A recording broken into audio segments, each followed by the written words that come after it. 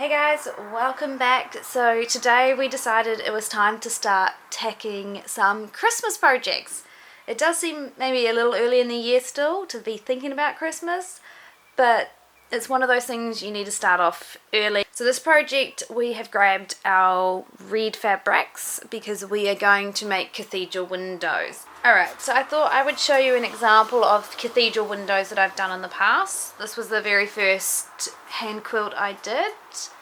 And this is what we're trying to achieve. Something similar to this, but with a Christmas theme. Okay, so for this part, you're going to need your rotary cutter, your ruler, and your mat. We are going to do 6 by 6 inch squares. So the first thing we're going to do is cut 6 inch strips, and then we'll cut them 6 inches the other way. One of the reasons we chose 6 inches is because our ruler is 6 inches, so it makes it nice and easy to just place it down and go along. So we're going to do that all the way along our fabric, just going along and straightening our fabric as we go as well. So now that I've got a pile of 6 inch strips, I need to turn them into 6 inch squares with the same method of just using my ruler and my rotary cutter. So now we're going along and cutting our 6 inch squares. Part of this process will be making sure that you straighten your fabric a little bit. So if it's a little bit off, just straighten both sides up. If you're confident with your cutting, you could do these in layered groups. Otherwise, individually is fine, just a little bit more time consuming. But yes, I'm going to do that to the whole pile. So catch you back soon. So with the size strips that I've got, I have got the ability to square up these pieces, and it's really important if you notice a piece is off square, just get your two edges here and make them parallel with the fabric, and then just square up both sides, because the squarer they are when you sew them, then the more easier everything's going to align up in the end. As 90% of this quilt is hand sewn, you can fudge it in a little bit, but you just want to make life easier on yourself. So very, very slowly getting through the pile. So there are a bunch of the squares cut out. That is not all of them though, as Mum has kindly started sewing them up. So we'll go over and have a look at those. So there's a pile of the squares next to the sewing machine she's been working on. I will show you in a moment what it is that we are sewing up. But that's her pile over there. So I'm going to show you what it is that I'm basically doing behind the sewing machine. So getting my squares with a 1/4 inch seam allowance. I'm folding the fabric in half and sewing down here and here. That is giving me these guys. So once they've sewn down, I'm folding it the other way, so opening them up and folding the seams together and sewing this side and then this side, again using that 1/4 inch seam allowance and leaving a gap here to turn on in. So that's when I get these little diamonds. So you can see that each of the tops have got a seam, have been seamed with a little hole left in the middle, and that is where I'm grabbing them and turning them in the right way.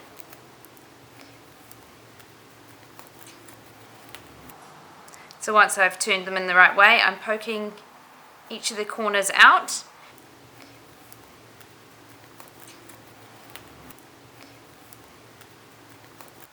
So which obviously leaves us with all of these guys.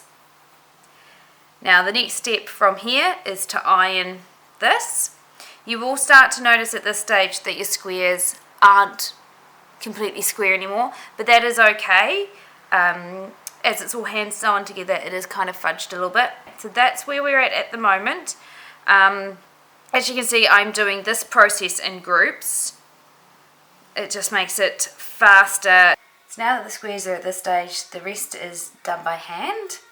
So the first step by hand is we're going to stitch this inner seam here closed. So that's what I've done here. I'm not too sure if you can see the stitching, but it has been stitched closed just by hand. Once we've stitched this up by hand, we are going to stitch the corners together by bringing them in and stitching them down to the center. Be folded like that, all stitched in the center and down to look like this one here. So our step after sewing the squares together in the corner was to iron them out, and we've got a bunch of them there. We then sewed 2 of those squares together. Now this part is done by hand. You can see the hand stitching on the back.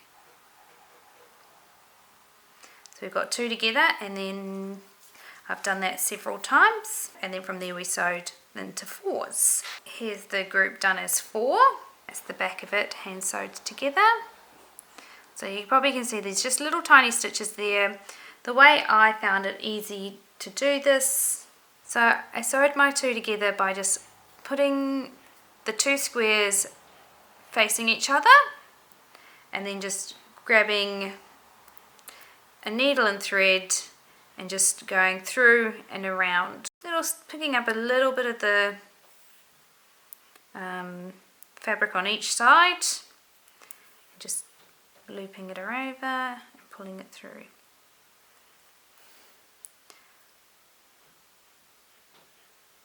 So hopefully you can see what I'm doing there. So I'm just doing that stitch all the way along, matching up so the corners are matching at the other end. A couple of times you're just going to have to stretch them in a little bit into place. That will be what you're finished with, and then you just open it up, and then once you've got 2 of those, do the same process with it by lining these 2 up, trying to line the corners up as tight as possible, and hand stitch across there to the center, and then hand stitch across to the edge. And just as you're going, you're just going to push these corners to nice points. So yeah, so just to line up those points as you're going to get them as close as possible, so that as you're going along for each one getting sewn to the next one and the next one, they'll just come into shape. So that's that one. So then that gives us 4 squares together, and at the 4 squares together part is when we start adding in our little squares of fabric. Now you can choose to do multicolored pieces of fabric, 1 color piece of fabric. This stage I'm just going for 1. The way that I figured out the sizing of the squares is I measured from one side to the other, which was just under 2 inches. So I just rounded that down to, my first try was 1 3/4 of an inch. I just cut it out on a piece of paper, but it was still too big, so then I just went to 1.5 inches, and that seems to be the perfect size for it. Because you do need a little bit of a border, because the next thing we're going to do is fold those over and hand stitch it down. I'll show you what it looks like. So this is what we're aiming to create at this point, and then I will show you how I got started in that. I want to give you a little show of how I'm hand sewing this in. So I'm just popping my needle a little bit above the fabric. Yeah. So just popping my needle through the red fabric, and then I'm pinching those 2 corners together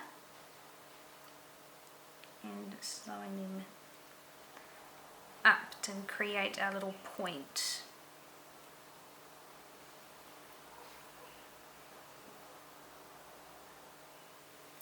So once I've sewn right down to the bottom of that, I'm going to poke my needle through just so it comes out the other side there.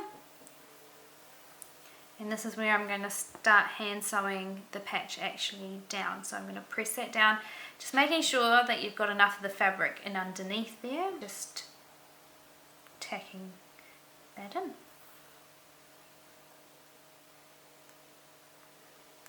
Going all the way up here, and as I'm going up you'll see that the fabric just curves naturally, I'm not really forcing it to curve, it's just I'm just following its natural curve there. And we're going to do that around the whole lot.